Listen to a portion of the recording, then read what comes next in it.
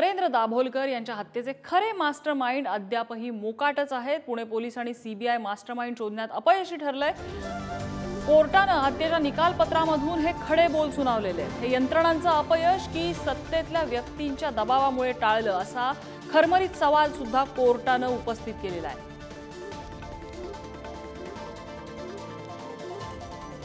आज या प्रकरणामधील 2 आरोपींना जन्मठेपेची शिक्षा सुनावण्यात आली, तर 3 आरोपींना सबळ पुराव्यांअभावी निर्दोष मुक्त करण्यात आलेला आहे कोर्टाकडून।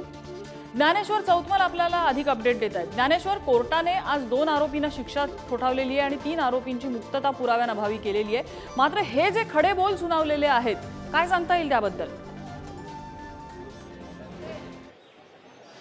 कोर्टाने असं म्हटलंय की यंत्रणांच्या अभावांमुळे मास्टरमाइंड शोधता आले नाही, की सत्तेतल्या व्यक्तींच्या दबावामुळे मास्टरमाइंड शोधता आले नाही, अशा पद्धतीचा सवाल उपस्थित करत कोर्टानं यंत्रणांना हे खडे बोल सुनावलेले आहेत। ज्यावेळी आज कोर्टात ही सुनावणी पार पडली तेव्हा 2 जणांना यामध्ये जन्मठेपेची शिक्षा झाली, 3 जणांची निर्दोष मुक्तता झाली, कारण सरकारी यंत्रणांनी सबळ पुरावे गोळा केले नाही असं स्पष्ट कोर्टाने सांगितलेलं आहे। या सगळ्या दरम्यानच्या 11 वर्षांच्या काळात जो पुणे पोलिसांनी तपास केला, जो सीबीआयने तपास केला, तो कुठेतरी कमकुवत ठरला असं कोर्टाने म्हटलेलं आहे। ताशेरे ओढलेले आहेत। या सगळ्या प्रकरणाच्या संदर्भानं जेव्हा कोर्ट त्यांचं निरीक्षण नोंदवत होतं तेव्हा यातल्या वेगवेगळ्या गोष्टींचा तपास ज्या पद्धतीनं पुणे पोलिसांनी करणं अपेक्षित होतं त्याच्या पलीकडे जाऊन सीबीआयकडून जो तपास होणं अपेक्षित होतं तो तसा झाला नाही आणि म्हणून मग निर्दोष मुक्तता आज 3 जणांची करावी लागली असं कोर्टानं म्हटलेलं आहे। याला जे कारण कोर्टानं सांगितलंय, त्यांनी असं म्हटलं की कुठल्या व्यक्तींच्या प्रभावामुळे हे घडलं,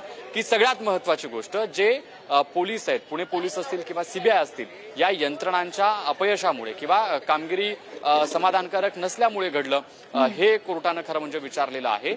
अर्थात यावर स्वविचार करण्याची गरज असल्याचं देखील कोर्टानं यंत्रणांना सांगितलेलं आहे। ज्ञानेश्वर, अपडेट घेत राहू। तुर्तास धन्यवाद या माहितीबद्दल। आणि या निकालपत्रामध्ये कोर्टाने खरं तर मोठं निरीक्षण नोंदवलंय। यंत्रणांनी आत्मपरीक्षण करावं, कुणाच्या दबावाखाली पुरावे मिळाले नाहीत की हे यंत्रणांचं अपयश आहे असे खडे बोल सुनावलेले आहेत कोर्टानं। आणि मुक्ता दाभोलकर आपल्यासोबत आहेत। मुक्ताताई, कोर्टाने आज 2 आरोपी, यामधले 2 जे दोषी होते त्यांना जन्मठेपेची शिक्षा सुनावली, 3 जण पुराव्याअभावी सुटलेले आहेत। मात्र कोर्टाने निकालपत्रात जे काही म्हटलेलं आहे ते सगळ्यांचेच डोळे उघडणार आहे। हो, खरं आहे। मला स्वतःला अजून पूर्ण निकालपत्र वाचायला वेळ नाही मिळालेला, पण काही पॉइंट्स वाचलेत त्यातले, आणि त्यातला हा एक खूप महत्वाचा पॉइंट आहे की कोर्टाने स्वतः म्हटलंय की हे जे 2 प्रत्यक्ष शूटर्स आहेत ते काही एवढा मोठा कट रचण्याच्या सारखे लोक आहेत असं आमचं मत नाही पडलं, आणि त्यामुळे निश्चित या कटाला मास्टरमाइंड आहे। आणि तो मास्टरमाइंड का शोधलेला नाही तपास यंत्रणांनी? एक तर त्यांना ते जमलेलं नाही किंवा कुठल्या तरी पॉवर मधल्या लोकांनी त्यांना ते करू दिलेलं नाही, असे स्पष्ट शब्द त्या निकालपत्रात म्हटलेले आहेत। तर ही खूप महत्वाची गोष्ट आहे। मला वाटतं की एका बाजूला प्रत्यक्ष खुनी पकडले जाणं, त्यांना शिक्षा होणं ही देखील काही कमी महत्वाची गोष्ट नाही, ते घडलेलं आहे।